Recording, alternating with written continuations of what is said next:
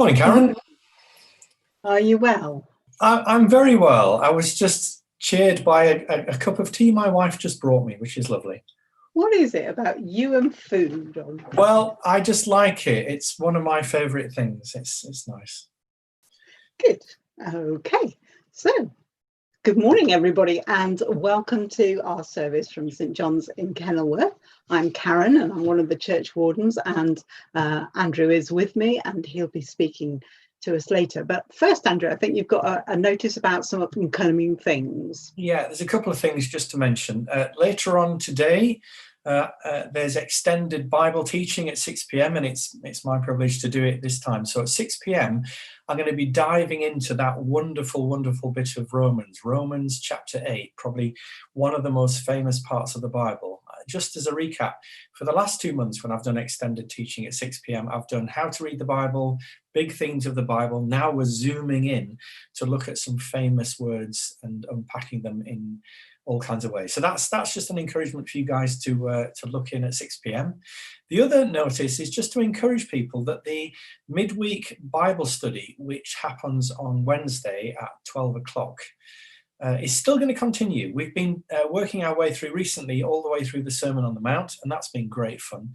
What we're going to do this coming Wednesday and onwards is looking at different facets of the gospel that you can find in the Gospels and in the letters. So all the different dimensions of what the good news of Jesus is all about. So that's where we're going to go with that on Wednesday.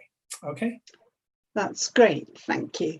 For those of you who get communications from the office, you'll have had some activities sent out which are suitable for the children, plenty of colouring sheets as well. And there's lots of activities there, so you might like to use those during the week. Denise is collecting stories, encouragement stories from lockdown, and things that you might have found helpful. I know somebody said to me they were really trying to make an effort to stop at lunchtime and just have a little quiet time or prayer time. So if you've got any little stories or things that are really encouraging you, do send them in to Denise and she'll put them into the newsletter for us all to read.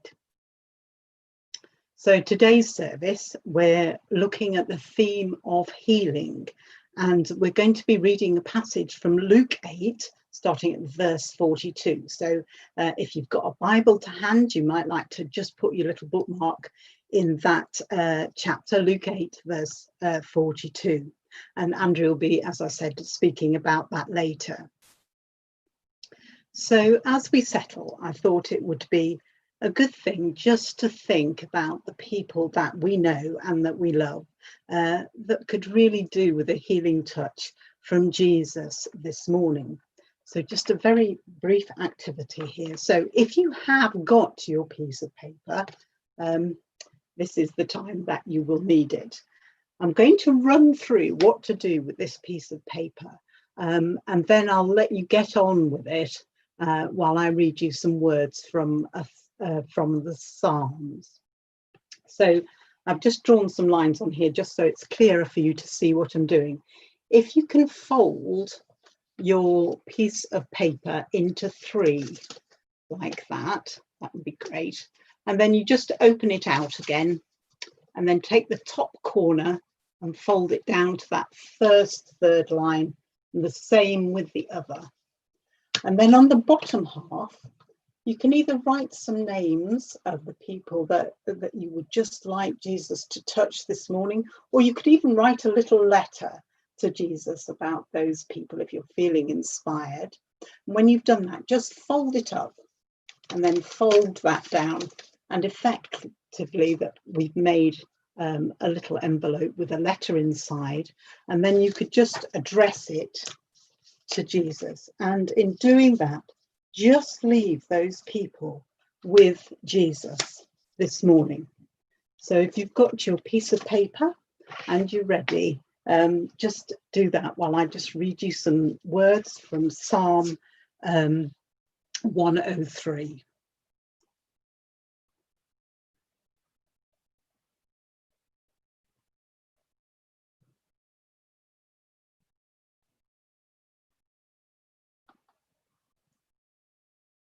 Bless the Lord, O my soul, All that is within me, bless his holy name. Bless the Lord, O my soul, and forget not all his benefits, who forgives all your iniquities, who heals all your diseases, who redeems your life from destruction, who crowns you with loving kindness and tender mercies, who satisfies your mouth with good things, so that your youth is renewed like the eagles. For as far as the heavens are high above the earth, so great is his mercy towards those who fear him. As far as the east is from the west, so far has he removed our transgressions from us. As a father pities his children, so the Lord pities those who fear him. For he knows our frame, he remembers that we are dust. But the mercies of the Lord is from everlasting to everlasting on those who fear him, and his righteousness to children's children, to such as keep his covenant, and to those who remember his commandments to do them. The Lord has established his throne in heaven, and his kingdom rules over all. Bless the Lord, you his angels, who excel in strength, who do his word, heeding the voice of his word. Bless the Lord, all you his hosts, ministers of his who do his pleasure. Bless the Lord, all his works, in all places of his dominion. Bless the Lord, O my soul.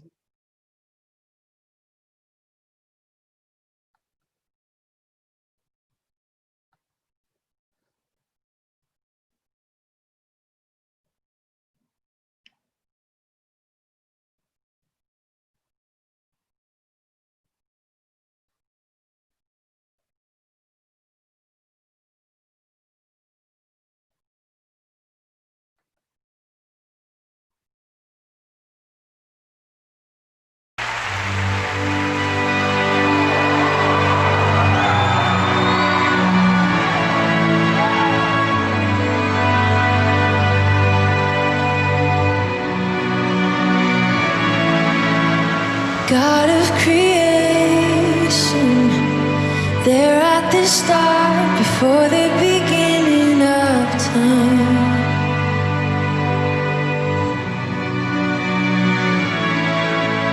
With no point of reference, you spoke to the dark and fleshed out the wonder of light.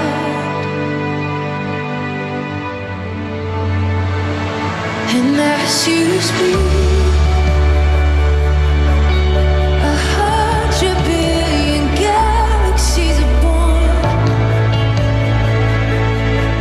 In the vapor of your breath, the planets form. If the stars were made to worship so light, I can see your heart in everything you've made. Every burning star, a signal fire of grace. If creation sings your praises so loud,